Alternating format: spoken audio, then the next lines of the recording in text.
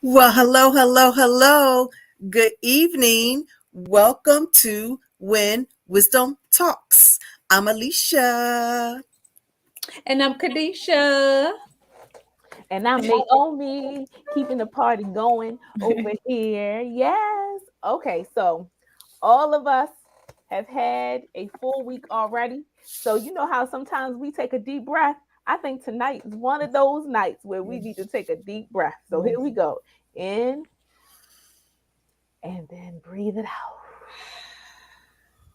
One more time to make sure those shoulders are down, not up by your ears. Breathe in and breathe out. I hope that felt good for y'all. Just a moment to pause. Welcome, everybody, to When Wisdom Talks. We are your hosts, the Wisdom on the Wall trio, and we're so happy to be hanging out with y'all tonight. And y'all know we love y'all because we look forward to coming here every single Wednesday to spend time with all of you. And I want you, if you are a newcomer, please make sure you leave your name in the chat because we want to shout you out. We want to say, hey, how you doing? And thank you for joining. We appreciate you. And happy April, just in case you didn't know, we're in a whole new month. And we were already saying at the last show, like, where did the month go? Because the time just flew by. But we're thankful every day that we have alive. We are grateful, and I hope you all feel the same way. So again, we're in a new month. Hopefully there are new opportunities waiting for you, new things to look forward to. I'm excited about a new month. How about y'all? Y'all excited about a new month? Yes. We got a lot of good stuff to look forward to. And we have a lot of good stuff to look forward to for this show. Oh my gosh. I am hoping all parents, all caretakers, all of you are tuning in tonight. I know that you're going to get something out of tonight's show. Of course, I have to let you know that this episode and all other episodes are sponsored by When Wisdom Talks. Oh, no, Wisdom on the Wall and Be Inspired Global Network. I guess When Wisdom Talks too. All three. You're all sponsoring this show. And of course, you know our mission is to empower all of you to live better and wiser through engaging discussions, fun activities, and inspiring special guest interviews. And so with that, I'm going to kick it on over to Kadesha. Thank you, ma'am. Appreciate you so much. You saw me on my phone, so you know what you need to do. Go ahead and share. You can do that via text. You can do it if you're on Facebook, but we want you to go ahead and share the show. They can join if they're on YouTube. If you're not following us yet on YouTube, we also want you to subscribe to our YouTube page. So we're excited for today. We have a special guest, and actually, we're just going to say what did you call her? A commenter? I called her the When Wisdom Talks correspondent. Yes. She's a correspondent. Yes. Because she is a regular, but she is just so full of so much wisdom. And so we're blessed to have her a part of our Wisdom on the Wall and When Wisdom Talks family. So you'll be seeing her in just a little bit. But this week, before we actually go too far, I just want to acknowledge what's happening in Puerto Rico and just saying that our thoughts and our prayers are with them as they go through a power outage through the island. And so, you know, it's funny in the pre-show, we're trying to fix our lighting and trying to make sure we have everything right. But, you know, sometimes people are living without light. And so God, we're grateful for what we have, and we want to definitely just extend our thoughts, our prayers, and our condolences to them, and pray that everybody will be safe throughout this. But today, actually, let me back up again. Naomi mentioned we're in a new month. So new month means new theme. And that theme is springing into action. And I don't know where you are in the globe, honey, but if you're on the East Coast somewhere, we've been getting a lot of that rain going on. So yeah, that's how spring is treating us over here. A lot of rain, a lot of precipitation. But hopefully we will be seeing those beautiful flowers blooming soon enough. But this week specifically, we're going to be talking this. Yeah, we did the deep breath on purpose, okay? Because I need it. But tonight we are talking specifically about National Autism Awareness, and so we have a mom who has a child who is special. That's what we're gonna call it. He's special, and so some of us have special needs. And honey, I'm convinced that I'm one of them, because I swear I have ADHD. I know I've diagnosed myself. You ain't got no doctor has to tell me anything, okay? But we're all fearfully and wonderfully made. We're all unique, and so anything that we're dealing with can be managed. And so we just want to assist the parents, the caretakers, the godparents, the grandparents, all of you in our Wisdom on the Wall family. We want to empower you and give you some nuggets. So if you want to learn, before we hop into the show, if you want to learn more about Wisdom on the Wall, you can visit our wisdomonthewall.com website, and you can learn more about us, our nonprofit, and you can actually see the other ways in which we're empowering 3 times a week. Yes. So with all that being said, I'm going to kick it over to Miss Alisha. Woohoo! Couldn't get off mute. Anyway, good evening. Good evening. I'm excited about the show. So we're going to go ahead and jump into our Tell Me Something Good segment. Tell me something good.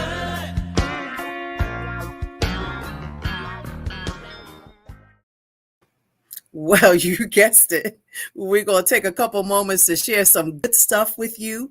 It could be something that we saw in the news, something that happened to us over this past week since the last time we saw you. It could be a joke. It could be a riddle. It could be anything. You never know what comes out of our mouths. But in any event, it's going to be good. And we want you to participate as well. So while we're sharing with you our something good, we want you to type away in the chat and share something good with us as well. We love to read your comments. So go ahead and do that. And with that, I'm going to kick us off tonight. And my Tell Me Something Good is about Dexter the dog. And,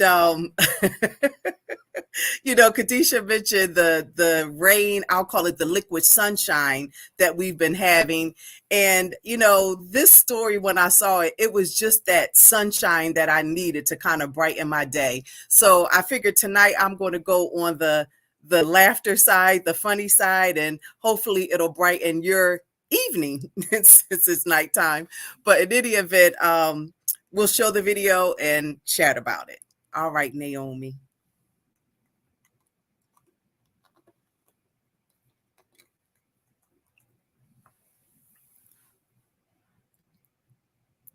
Quite the surprise when their security camera alerted them that someone is at their door. They were away on vacation. So who was it? It was their pooch that escaped doggy daycare and ran all the way home. Is anybody home? Can somebody let me in?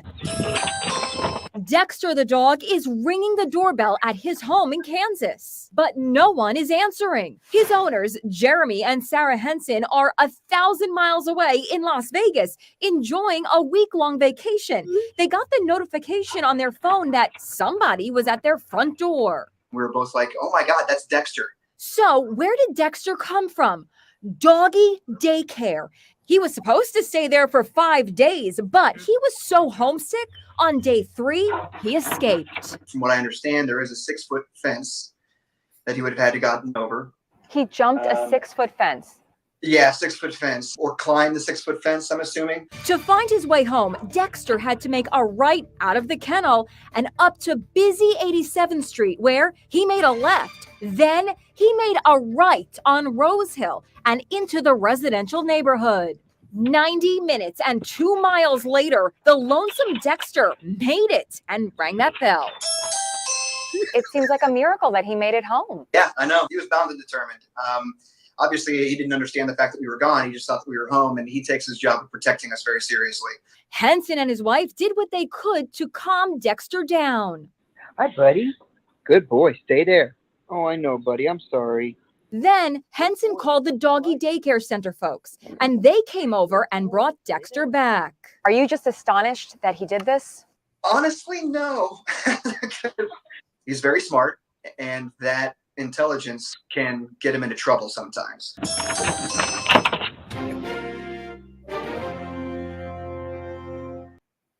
Oh my goodness. That was just the sunshine I needed the other day.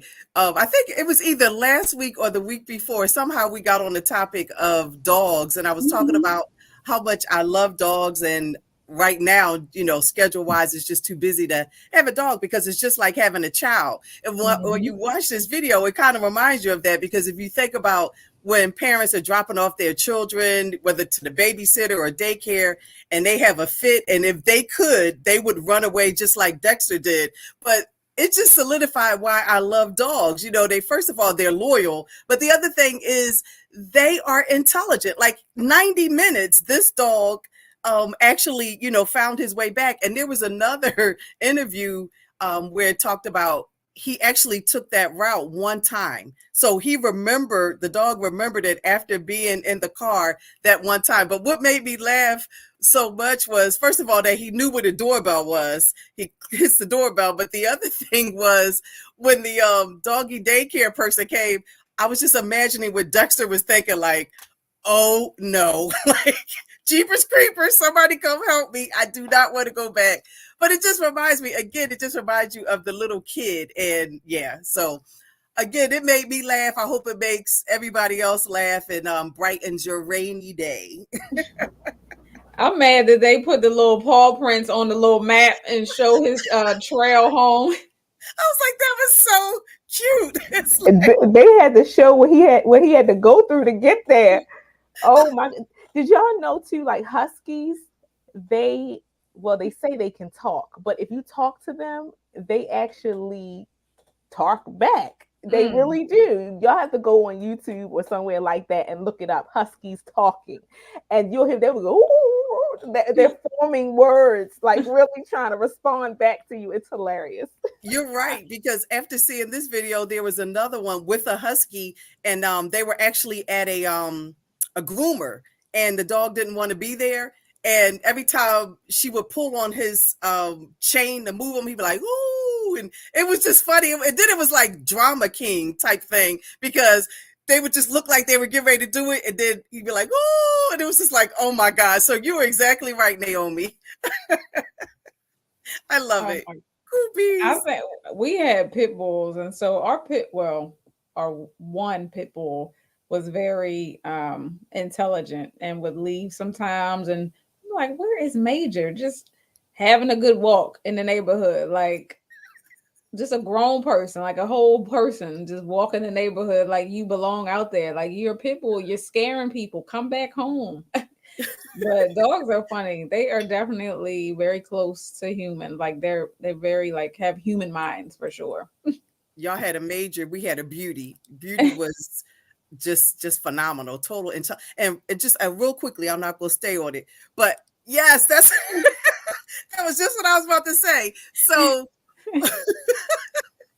my grandfather had one too many drinks one time and had Beauty in the car with him, and he ended up pulling off. The good thing was he took the time, or had the right mind, the presence of mind to not drive. So he parked and obviously had the window down.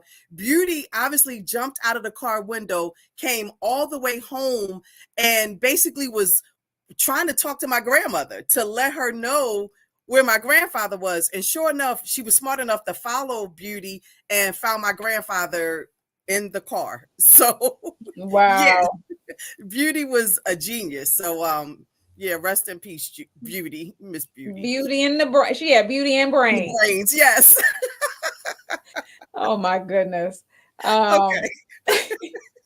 Clearly we're gonna have to get a wisdom on the wall dog or something, some We type got of to do something. mascot or something. But my tell me something good. Well, one, I would definitely want to acknowledge what the Senate did today. Yes, confirming uh Mrs. How we say it? Is it Ketanji Brown Jackson? I'm probably butchering her name. Um, but nonetheless, of course, you know me reading the article, welling up. I'm like, Kadesha, get it together. But it's just those monumental moments for me. It's like, I know we haven't made all the progress that we need to make, but we're making progress little by little. And just to see her represent us makes me emotional. So, nonetheless, kudos to her. Congrats to everything that is about to take place. I'm excited. I'm excited. I'm excited. But what I wanted to share was Mike has been finding these good like documentaries and things on Netflix. And so we watched something called Blood Brothers, and it tells the story of the friendship of Malcolm X and Muhammad Ali. And it's without giving too much. Well, one, we know they're both super duper bold and made a lot of impact and had a great influence.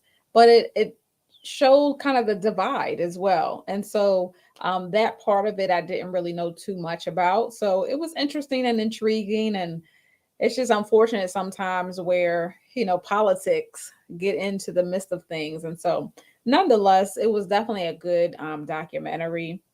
And what I like about Netflix, which if once you watch something, they'll show you, you want to watch something similar to this, and so it will highlight some other documentaries that are really good as well. So again, that's called Blood Brothers, going back into the friendship and the relationship that Malcolm X and Muhammad Ali had, and it was delightful. I think you'd be pleased. So that's my tell me something good, and I'm sticking to that. Take myself off mute. I think it's catching, Alisha. It's catching. I started to share. A video about a friendship between a young girl and a grocer. Right. That's a funny story. I will do that next week.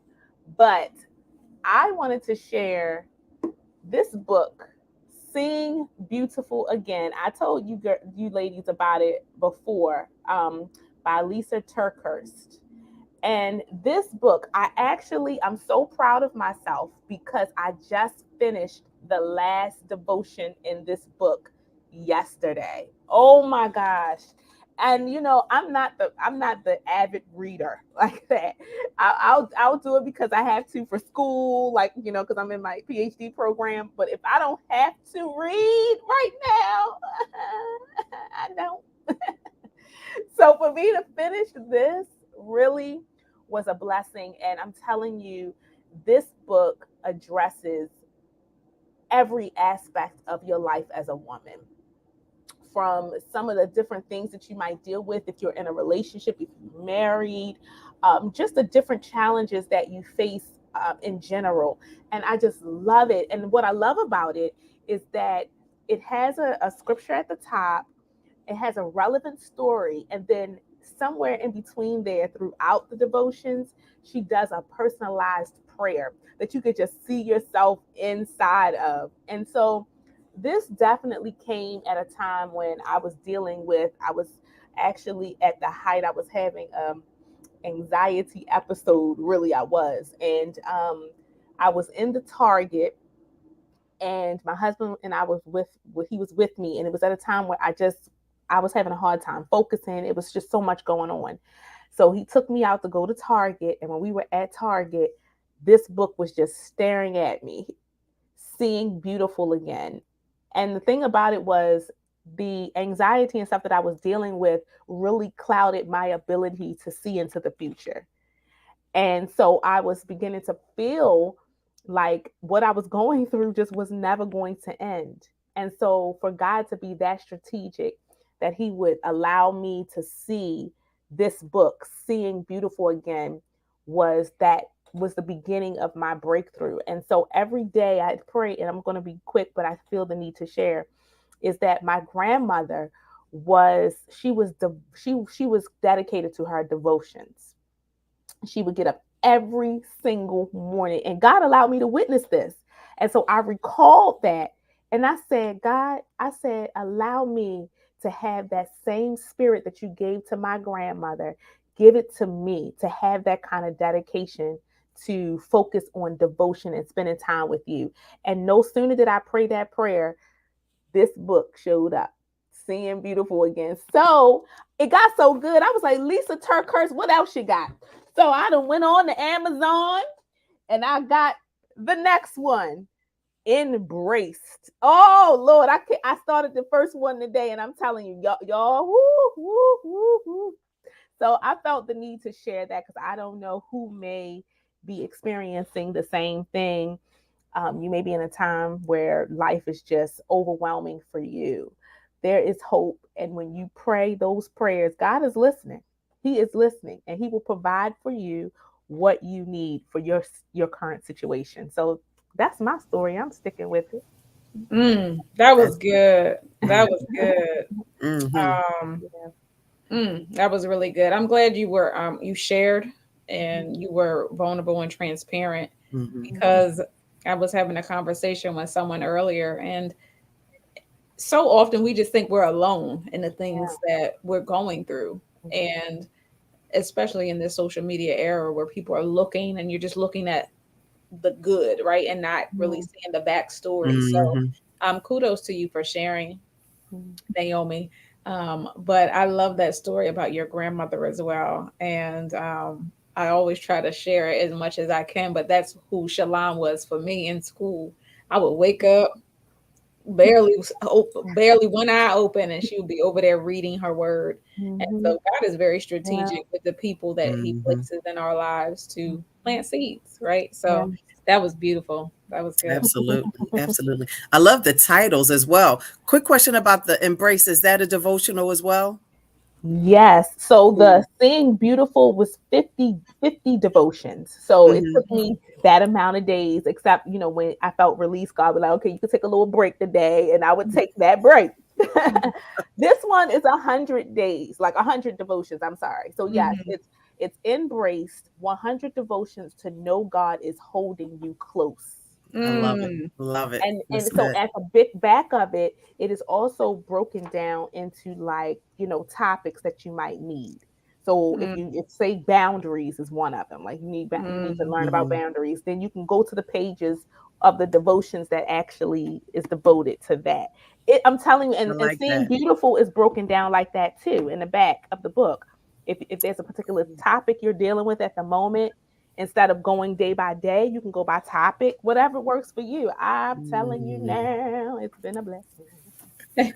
That reminds me, since you mentioned that, I'm gonna say this real quick, and y'all will be getting a text tonight, very late. But one of my mentors is going to be on QVC tomorrow, selling her devotions, and so it's at 11 a.m. And her devotion is I definitely have shared it on here before, but the 100 Days of Believing Bigger. So devotions is it, y'all. I don't know who's watching. I don't know who needs to pick one up, but it's a great complimentary read to the Bible or to whatever you may be reading. Like, it's just a good day starter. So we definitely encourage you to get the devotion that fits you, right? So it's going to resonate with you. So anywho, child, we have Miss Benjamin in the back, Mrs. Benjamin in the back, and we want to bring her to the forefront because she is all the way amazing. Yay! Thank you for, honey, carving out time and being available and being willing to talk, be transparent, talk about the struggle, talk about the blessing, talk about everything. Talk about everything. Yeah. We just appreciate you more than you know, and you're such a gift. So we thank you for being here. But we brought you on today because we wanted to highlight National Autism Awareness Day. And we understand that you have some special things going on in your family. So I just wanted you to talk a bit about your family makeup and your beautiful son. Yes, my son. Well, first of all, hi everybody. Thank you for bringing me back. You know, it's always good when you get invited back. That means you did a good job last time. So, so thank you. But my husband and I, we have 4 children. How old are they? 18, 9, 5, and 2. And he's about to be 5. My 5-year-old Judah. We did not know what we were in for with Judah. And my grandmother said, well, it's your fault because you named him Judah. So you just have to deal with whatever comes along with him. She said, he's praising, you know, just everything he's doing. He's just praising the Lord. Leave him alone. Just pray over him and leave him alone. And we're like, okay. But since he was little, he's always had just this energy and this, he's always moving and always talking and always like since he was little. And you know, we didn't think anything of it. He's a baby. Babies are active. We didn't find out, or we didn't notice anything was, you know, a little different until I got pregnant in 2019, and he was 2. And he still wasn't saying mommy. He wasn't like saying words. He was still babbling as if he was 12 months. And then by the time I had our very last son in December of 2019, that is when his behavior started to change. So now it wasn't just his screaming, his extra energy, his, you know, nonverbal. He was now acting out. And so that's when we finally decided, okay, let's talk to the doctor. So, yeah. And he's how old now? He'll be 5 at the end of this month. Okay. Yeah. So what has some of the growing pains been with mothering Judah? Well, first, he didn't say mommy until we were in the pandemic. And by then he was 3. And I guess because we're all home, so he heard everybody calling me mommy. And even me and my husband, we call each other mommy and daddy just to get the kids, you know, acclimated to mommy and daddy. So you ask them, what's mommy's name? Mommy. like that's what they know. So except the baby, he runs around calling my husband's name. He's Torian. So I don't know. But but other than that, like they knew, you know, this is mommy, this is daddy, but he didn't catch on. But then he started calling everybody else's name. He would call Ava and he would call Cece. And I don't know what was easier about them. He would say dad, but then he never said mommy. And that I'm like, wait a minute. For the 9 months I carried you. I'm like, wait a minute. What about your mama? Like, I carried you. I breastfed you. Like, where am I? But he would never call my name. And so that was really hard for quite some time to hear him call everybody else and never say mommy up until he was 3 years old. And then outside of that, the pandemic hit right after we took him to see a therapist. We took him to the doctor, and then we took him to a therapist, and they had the occupational therapist and the speech therapist and the behavioral therapist. All of them were just watching him. We were all in a room, and they just watched how he moved around. But at that time, our newborn, he was only 2 or 3 months. And so we actually never got a chance to settle into the baby because we were still dealing with Judah, or now we were actually really dealing with Judah because now we had to put all of our focus on him. So that alone was very stressful. And my husband never stopped working. So he was gone. I was at home with all 4 of them, trying to manage the newborn and then manage Judah and make sure that, you know, the two older ones were on their school, logged onto school, and just trying to manage everything at one time. It was very overwhelming, very overwhelming. So, Wow. I can yeah. only imagine. Well, first of all, I was laughing because I was like, no, she didn't go Shirley Caesar on him. Shirley Caesar. I was like, oh no, she started singing the song. I love it. Oh my goodness. Oh, but no, first of all, again, you know, like Kadesha said, thank you so much for just your openness and, you know, your transparency, because there's probably someone watching live, or definitely will probably watch the replay, where this will be impactful. But, we're talking about National Autism Awareness, and I don't want to make the assumption that everybody knows what that means. Are Right. you able to at least just explain it? I know you're not a doctor, but just in your own words, what that is, so that we're all on the same wavelength? Sure. And so you'll meet a lot of parents, and actually caregivers and teachers as well. They don't necessarily like to say a child has been diagnosed, because they don't like to make them feel as if they have a problem. I mean, I don't mind either way. Some people have asked me, you know, has he been diagnosed? And then they'll say, oh, I'm sorry, I didn't mean to say that. And I'm like, you know, it's okay. Like, I'm aware that it is a diagnosis, but it's more so of an evaluation. That's what they would prefer to say, you know, has he been evaluated? But autism, just going through this with him, we have learned so much, and how broad it is. The reason he was never diagnosed or evaluated in the beginning was simply because he does a lot of things that, quote unquote, typical autistic children do not do. So they'll say, okay, does he play by himself? Does he kind of have, you know, does he kind of stare off into space? Is he nonverbal? When you call his name, does he not respond? Does he have like lack of emotion?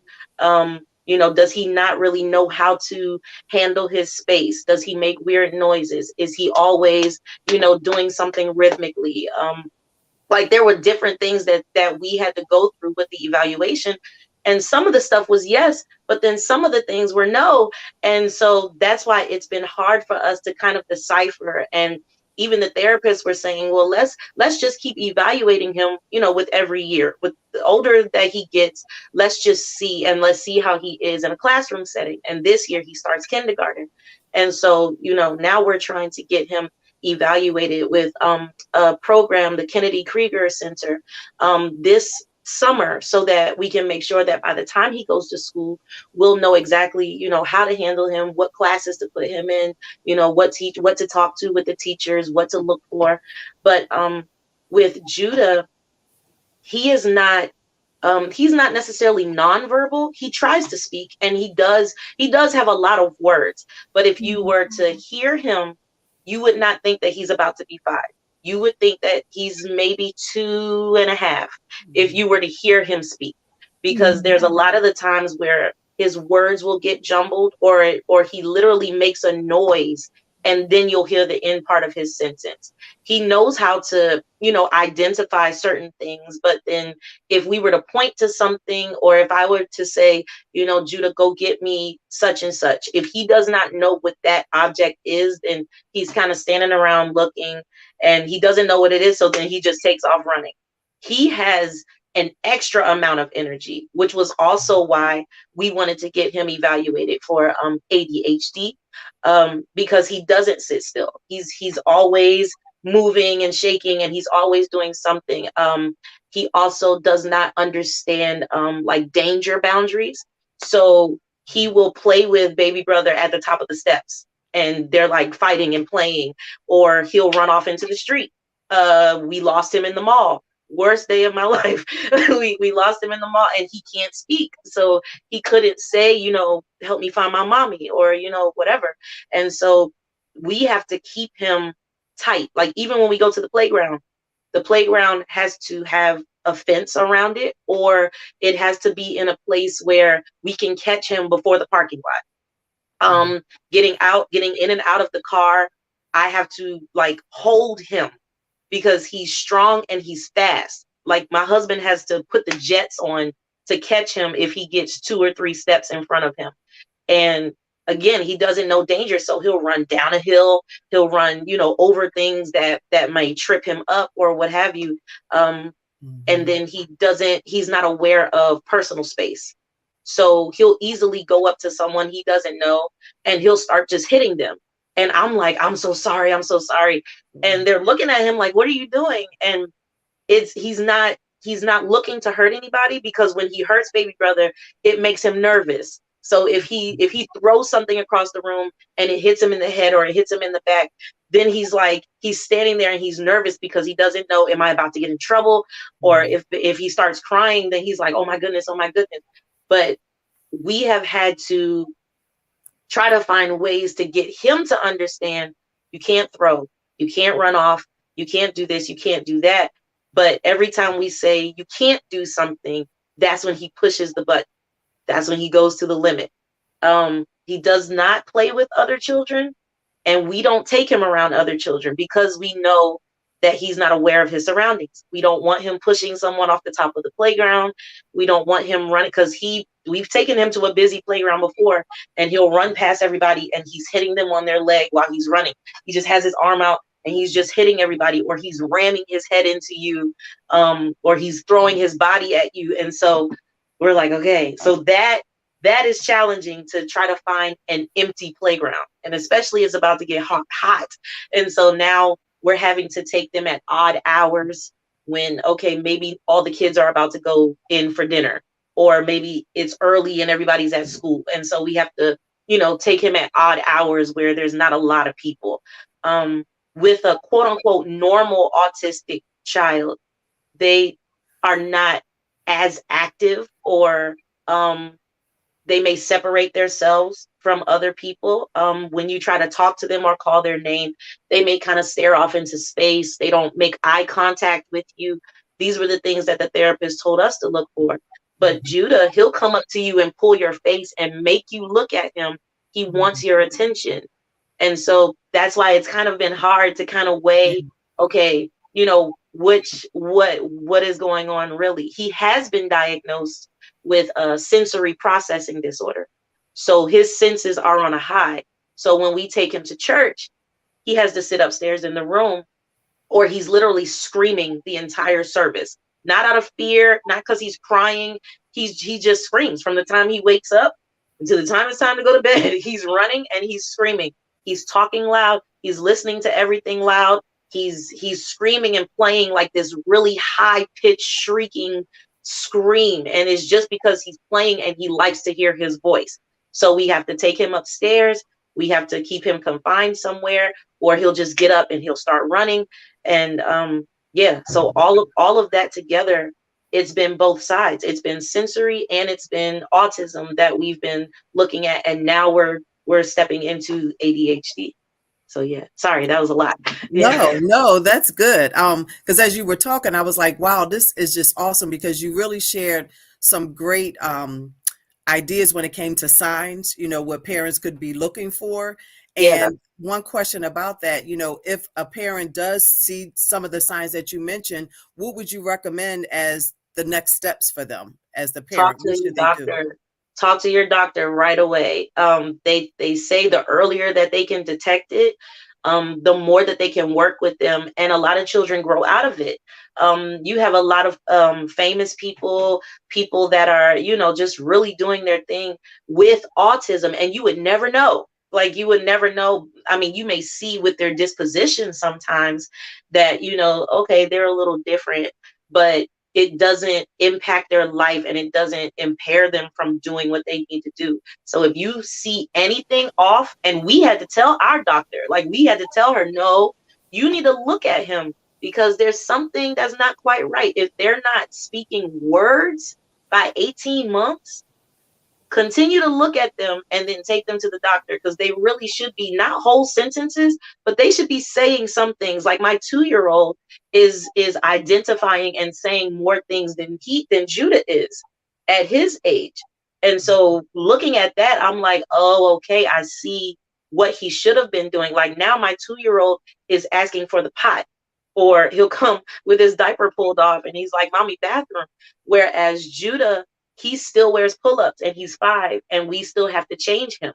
So there's different things that, you know, I'm seeing with the smaller one that I'm noticing, oh, Judah never did that. And we're just thinking, oh, that's because we had 2 girls first and they were easy to potty train and do all that. Judah, he's a boy. He's being difficult. No.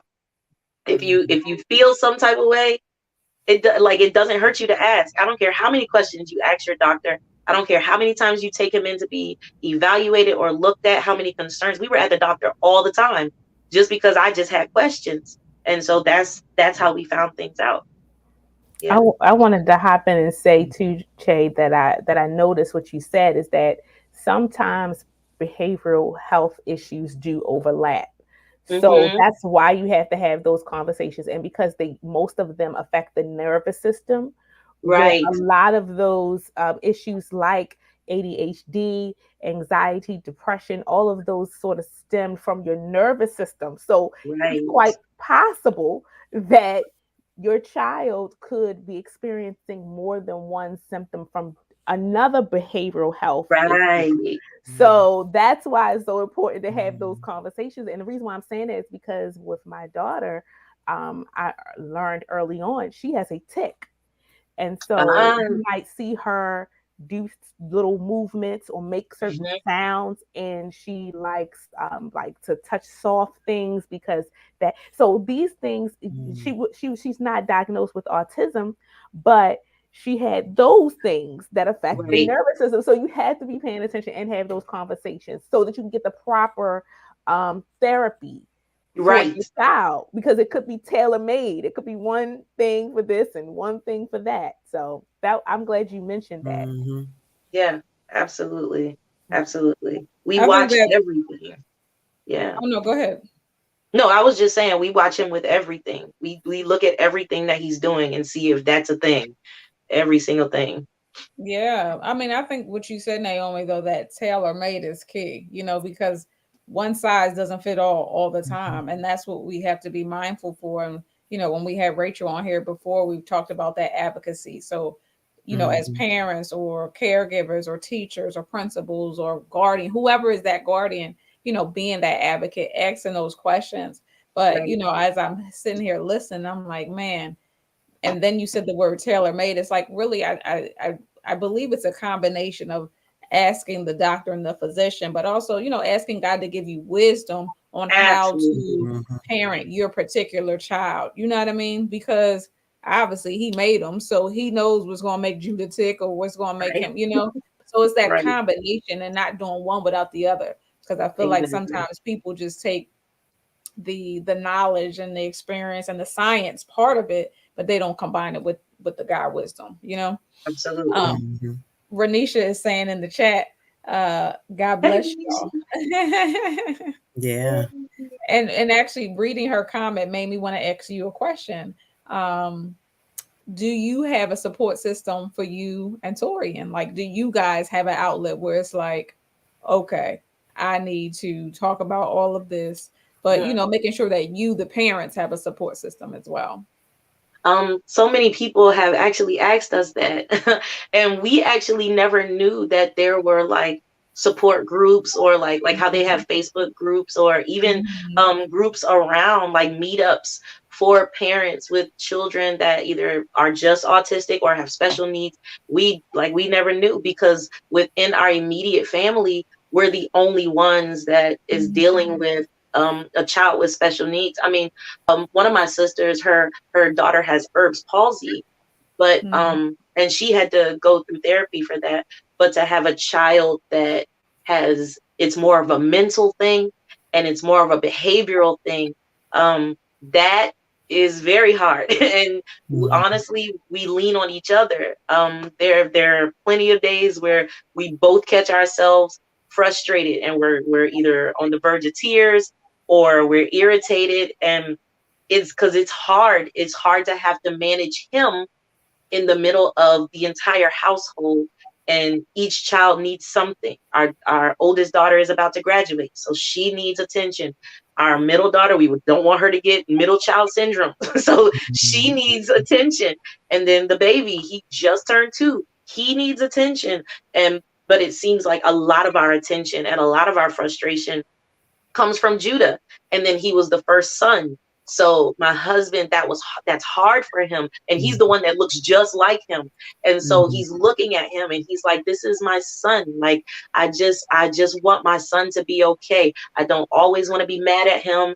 I don't always want to be yelling at him, because we do get frustrated and we get to a point where now we're yelling and we're like, everybody just please be quiet. Everybody sit down. Go to a separate room. Somebody do something else.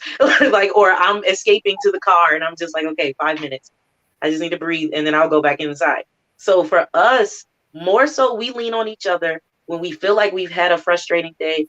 Obviously we pray before we go to bed, before we shut anything down. We pray together. Or we do what my mama did. We go in the middle of the night and we're touching Judah's head and we're like we're like like in the middle of the night we are praying over him, and we're praying over the rest of the kids because they get frustrated too because he's doing all this stuff and they're angry. So we're praying over my daughter. We're praying over because he shares a room with our 9-year-old, and so we're like, okay. We're praying over her so that you get some rest in the midst of all that. She don't have no problem sleeping. we're praying over her. We're praying over the house. But we also, our entire family is our church. Like my uncle is our pastor. And so he's always like, I need to come get my son, Judah. I need to take him for a weekend so you guys can get some rest. And, it's us. It's always us that is hesitant with sending him with anybody because we're like, okay, we don't know how he's going to react or respond. And he does have these emotional breakdown moments where he'll just come to me and he's crying. And I'm like, what's wrong, buddy? And he can't say what's wrong. And so he'll have days and moments where he's just crying. And for us, it's hard to let him go, to know that that might happen, or that he might act out or be overstimulated and he's with somebody else. And I don't want them jacking him up, or I don't want them getting mad at him. Like if we get mad at him, that's different, but you can't get mad at him. It's like, if we holler at him or make him go sit in timeout, that's different. But you don't holler at him. Don't say that to him. But I feel like that with my husband sometimes. I'm like, why are you yelling at him? He's like, I'm like, hold on. Like, I'll do it. Let me handle him, because I still have, even with being, overwhelmed in myself, I'm still his mother. And so I'm still able to calm him down. I'm like, okay, buddy, come on. And he's like, well, you don't let me do that with you. How come you don't, how come you act different with mommy? I'm like, because I'm mommy. Like, I have breasts. I have, he came from me. He doesn't want you. This is where he rests. Like this, I'm mommy. He's not going to act the same with you. And so we're worried about sending him with somebody else. And mommy is not there, but they support us. My brother-in-law, he's his godfather. One of my cousins is his godmother, and everybody around us is saved. So we all, I can at least trust that much, that if I send him with you, that y'all will pray just the same way that we would pray if something was to happen. So I can trust that. And my mom, she comes over here, and of course she come with the oil. She the one. She don't have no issue praying over him. And grandma, she's just like, listen, his name is Judah for a reason. God is going to show up in his life. You just keep watching. Even if it's to teach y'all something, God is going to use him in a way that you would never even expect. And so all of these things surrounding us, and of course our own individual relationship with God, all of these things surrounding us is what kind of keeps us grounded. Yes, we have a lot of moments of overwhelm. Lately, we've been exhausted lately. But there are moments where I'm like, okay, wait, let's just breathe. Let's just hear what Holy Spirit is saying. Let's just be calm. And, because when we are calm, he's calm. Like, I don't turn the TV on. The TV very rarely plays throughout the day because too much noise, too much stimulation, and he's all over the place. So while the girls are at school, most of the lights are off. The TV is off so that he's not overstimulated. I thank God that we have a little front patio area. So if he needs to just kind of get some energy out, he goes outside. Him and his brother, they go outside, they play in the puddles, whatever they need to do to like, get his energy out. Mhm. And yeah, those are the ways that we make sure we each individually have a life. My husband, he goes and hangs out with his friends or his cousins. I go and hang out. I just went on a retreat this weekend. And then, we make sure that we have date nights, that we like, okay, we can decompress from being mom and dad. Let's just go out. So yeah. You kind of Oh, no, no, go ahead. share what Renisha was saying. Oh no, she's saying a lot of good stuff over there. I definitely think you guys need to make the connection for sure. But she was saying I too have a child that has some emotional behavioral needs, but she called him a superhero. I love that. Yes. Yes. So Yes. she probably definitely has some experience because I believe at least her sons are older than yours. So yeah, definitely may be a way to connect for sure. For sure.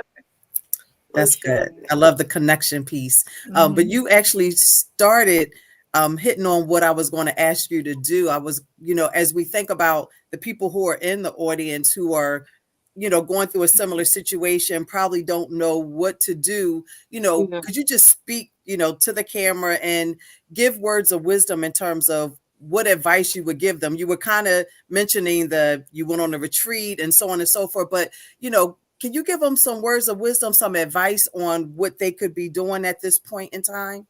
Absolutely.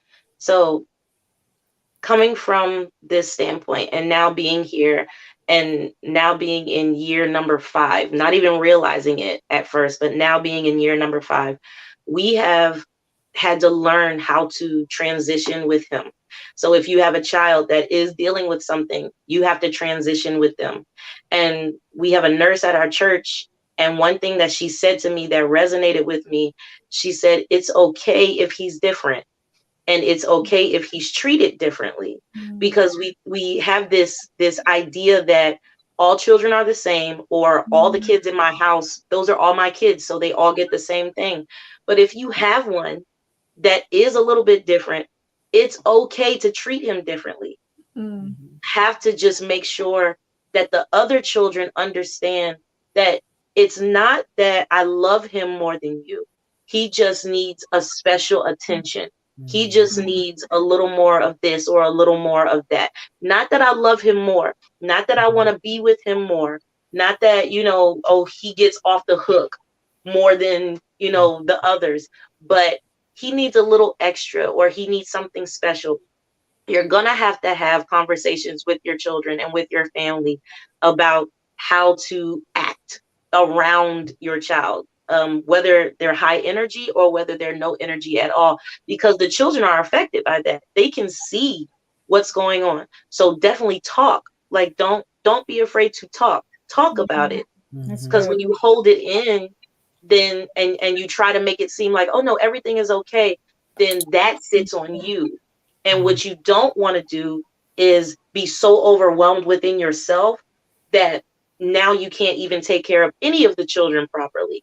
Now everything feels like an overwhelm. Now you just want to throw the whole thing away, and nobody is getting the best of mommy, or nobody's getting the best of daddy, because you've slipped into depression.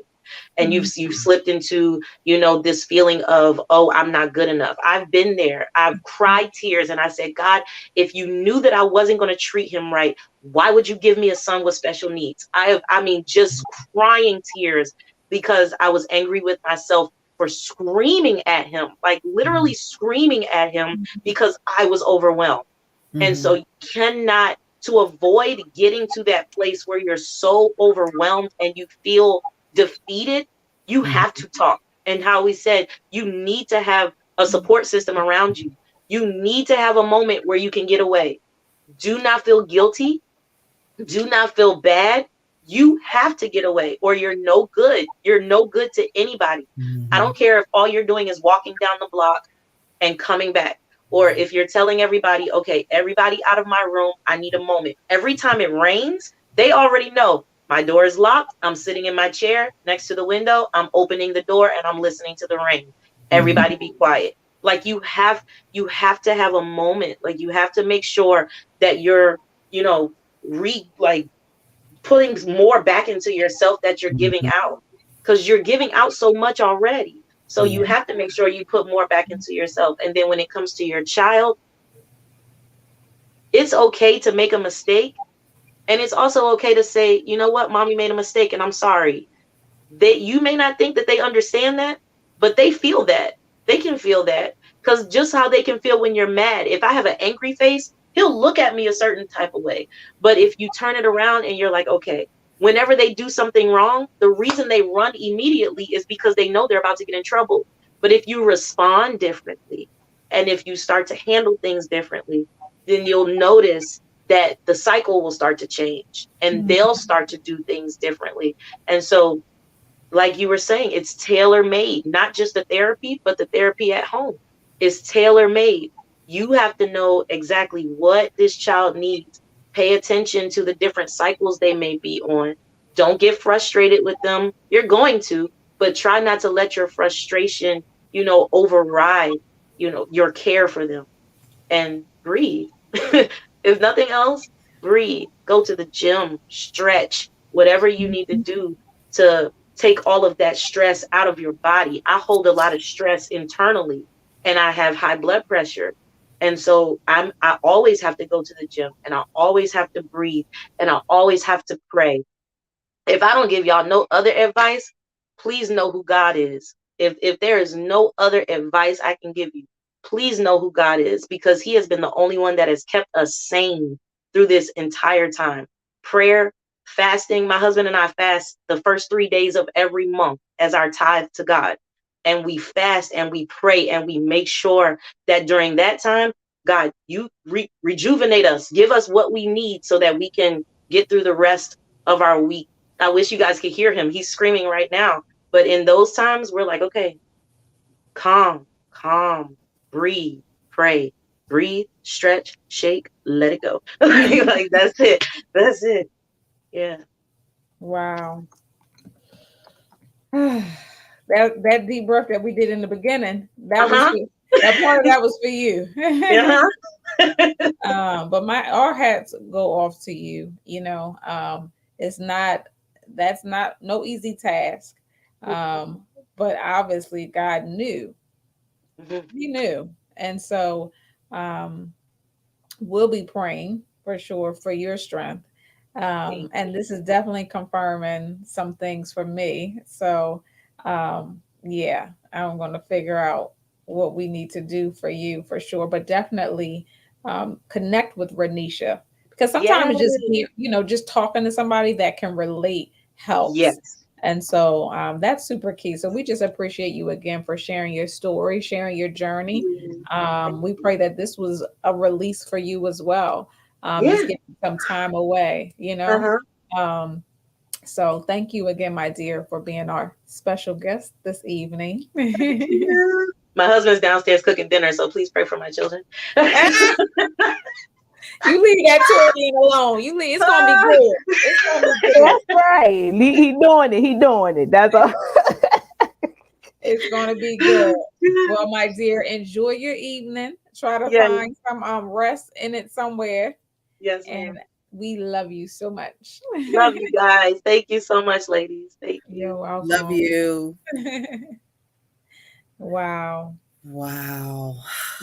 Just really educating us and empowering the parents out there who are going through, right? But the scripture that came to mind is, let us not become weary in doing good, for at the proper time we will reap a harvest if we do not give up. And who knows what that harvest is going to be. I'm standing in agreement with her mother that Judah is going to be amazing and be like those adults that she referenced, that you can't even tell, but whatever the case may be, we know that God is in the midst and he'll give everybody concerning them strength for the journey. So that was amazing.